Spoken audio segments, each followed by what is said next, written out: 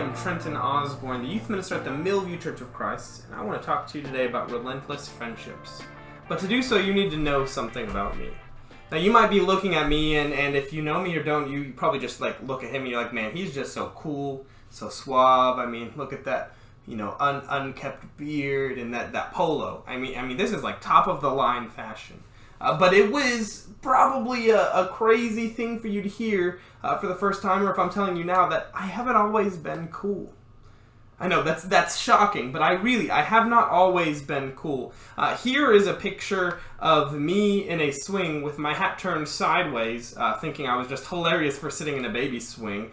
Here is a picture of me, oh boy, with my big aviator sunglasses, hat turned sideways. I got my earphones in, entering the bus like a really cool kid, on the way to a Bible Bowl competition, as if I was the standard for cool. This one's a doozy. This is a picture of me when I was 10, 11, 12. I really thought I had a chance with this girl who was older than my oldest brother. And there I have the bleached hair with my dark roots coming in, and one of those hats that's like a beanie but has a brim.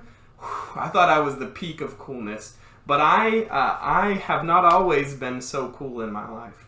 Well, and you don't really know me, so I guess I might as well just admit that I'm not a super cool person now. But what I lack in coolness, I make up for in friendliness. I know I may not always be the coolest. Nobody keeps me around because I'm setting the trends, but I've always tried to make up for it in friendliness. Well, I like to think I've always tried, but in reality, I haven't always tried.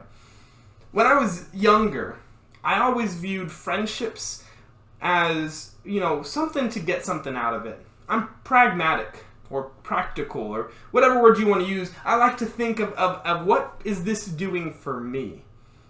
In friendships and in general social standing, I knew that I didn't have tons of choices. I wasn't the cool kid on the block, so I couldn't just hang out with anybody. So I'd hang out with whoever would be fun to hang out with, whoever would invite me, whoever would let me hang out with them, and I had some really awesome friends. Some friends that I still have to this day. But in so many cases, it would sometimes feel, and usually I think it was just the back of my mind telling me lies, it would sometimes feel like my friends didn't want me there, or that I was unloved, or maybe just that I was putting in so much to the relationship and they just weren't putting in enough or anything back. And so I'd leave. Because why would I stay in a friendship where I'm not getting anything back? I wasn't a very relentless friend. And I think all of us have probably done this on one level or another, where we have a friendship and we ask ourselves, what is this person doing for us? I've done this and this and this for them. I've been there with them for this. I've done this, but what are they doing for us? And so we have the desire to just leave them. All right, you know what? I'm not going to be your friend if all you're going to do is leech off of me. But is that what we're called to do? Is that what a Christian does? But on the other hand, if that's not what a Christian does, if we're supposed to stay in, then do we just let people leech off of us? What would Jesus do? When you look at the Gospels, you learn some really awesome things about Jesus as a friend. I mean, Jesus picked these disciples. Many people think that these disciples were probably outcasts in one way or another. Some of them definitely were outcasts. Like Simon the Zealot, who was a zealot. Not very many people liked the zealots because they caused problems. Or you also have Matthew, who was a tax collector. Tax collectors were generally considered as sinners. But when you see how Jesus is friends with them, even when they're being so silly, even when they're being punks, like when Peter is just sticking his foot in his mouth, Jesus is a relentless friend to them. He loves them. It's not about what he gets back, it's about what he does to them. I think of the woman at the well. Samaritans and Jews didn't have dealings. They didn't talk to each other. There was some racism there. Men didn't talk to women in public. There was some sexism there. But Jesus, a Jew, talked to the woman at the well, a Samaritan, because he was a relentless friend. When a woman was caught in adultery and to be stoned, Jesus stood up for her, saying, "He who is without sin cast the first stone," because Jesus is a relentless friend.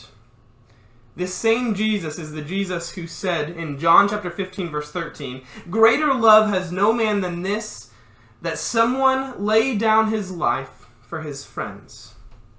That's the relentless friendship that Jesus had with his friends. That's the relentless friendship that we are called to. That we have a love that we lay down our life for our friends.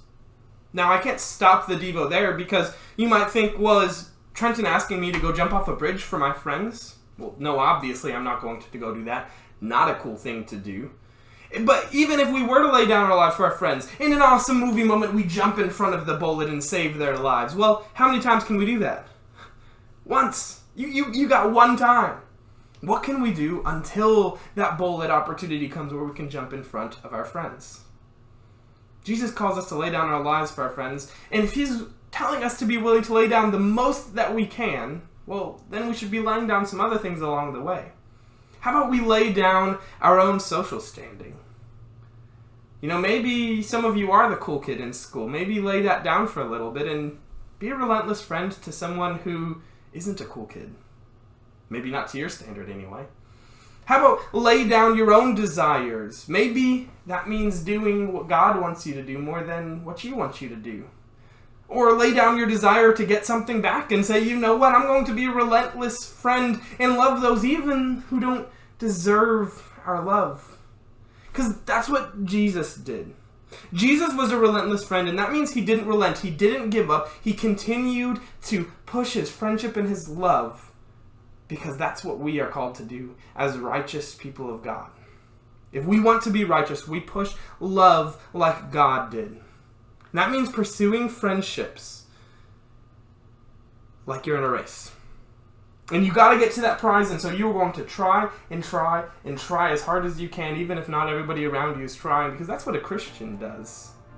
That's what someone who wants to serve God does. In your friendships this week, and even in those who you wouldn't consider friends yet, pursue relentless friendships by being loving and being like Christ as much as you can.